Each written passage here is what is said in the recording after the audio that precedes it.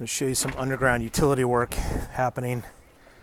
So there you can actually see the sewer line. What they're doing is they're trenching out here to connect the water and the gas to the water and gas connections, which are basically at the back of the site.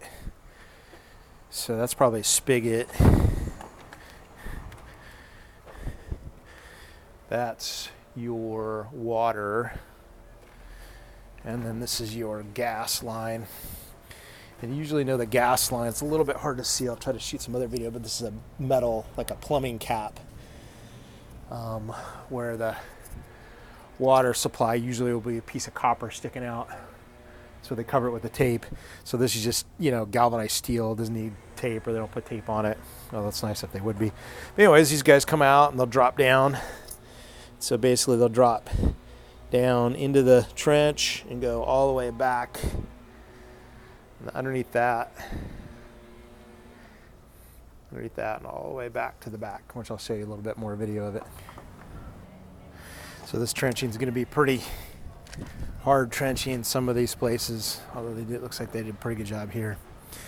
It's just a dude and a shovel and a little electric jackhammer going to town.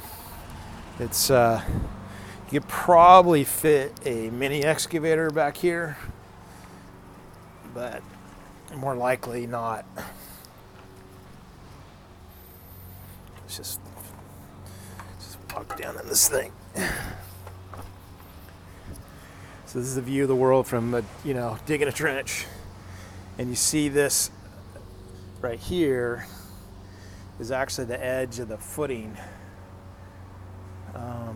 And they poured the original foundation, so you would add form boards there. And then it's just, it's concrete that went out underneath the forms into the trench. Some more underground utility stuff. So this is basically a 4-inch ABS sewer line. It's a clean out, so it's just sticking up. It would have been connected to the street. Probably either the original old sewer lateral, or in some cases on some projects we'll do a new sewer lateral. So that line comes underground. That was previously installed and comes up here. This is another clean out. That's a little bit hard to see, but you can see there's the sewer line continuing down to connect to the front building. And then in this same trench we'll do gas and water lines, and those will connect all the way to out here. And over there is behind that green fence will be the water vaults, which are installed. Those are all done new. There's one original water vault on this for the original house, plus 3 new ones to be installed. So 1 + 3, 4 total. So there's the water vaults right there. Can't remember what those are, but these are the, so 4 new water meters. We paid the city to install those. They come out and install them in the street, the alley in this case. And then they'll go around there, that corner, pick up the water line to go into those trenches I was just showing you.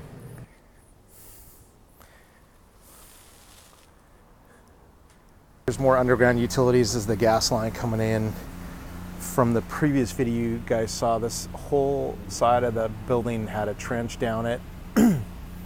And now all that pipe is buried, and inside there was the water pipe, the gas pipe. And then you'll notice these gray conduits. The electricians put some electrical conduits in there. We got space where our water heater is going to go. So we're not quite complete with the utility installation, but super close. More electrical. And this side of the building is actually where the front entries are. So this is part of the reason why these electrical conduits are here, to feed lights and that kind of stuff. Front door entry. It's still a little muddy from our previous rain, but you can see there's a sewer clean out. There is a valve. I think that's probably for the fire sprinklers. On these duplex units, the sprinkler system is actually much simpler. Front door, more conduits, and another sewer clean out, and then I'm going to show you this. This is the city came in and installed the gas line. So yellow, and that yellow cover means gas.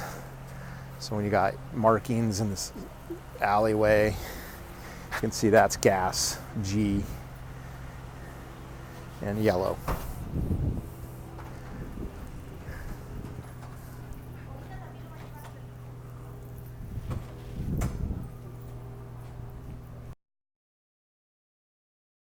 Show you this real quick. This is the sprinkler.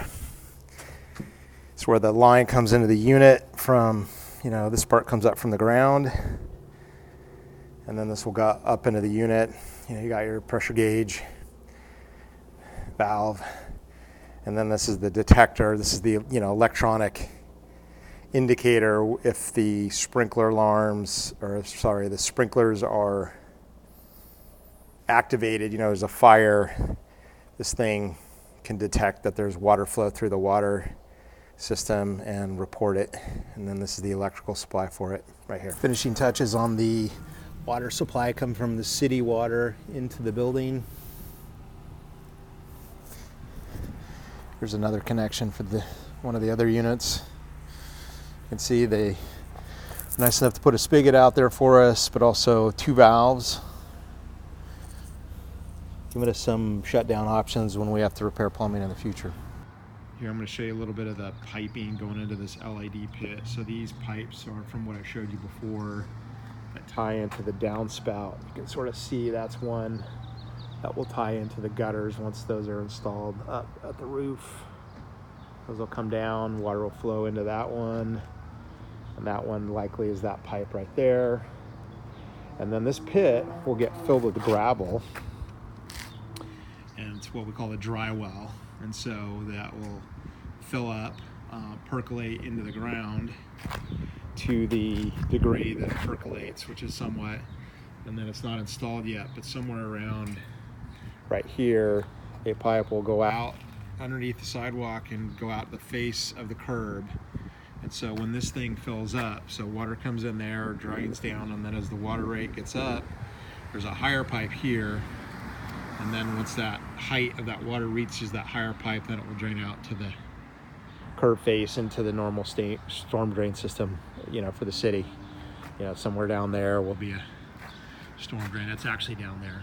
So it'll flow along the curb line and then go into the storm drain. This is just a way of retaining water. So it fills up to a certain degree, holds the water, and then eventually when there's enough water in there, it flows out. So if you have a small rainstorm, the water would just go in here. Only, and let's say it fills up halfway, and then eventually it will just percolate into the ground at the percolation rate. Some sites don't have perk at all, like our site in Fullerton does not percolate at all, like zero, it's all clay. And so we actually have to retain the water in bioswales. Think of it like a ditch with plant material in it, so it slows the water flow down. And then eventually runs into the storm drain for the city sewer like this one does through there into this curb face. Just a slightly different version of it based on the percolation rate of the site.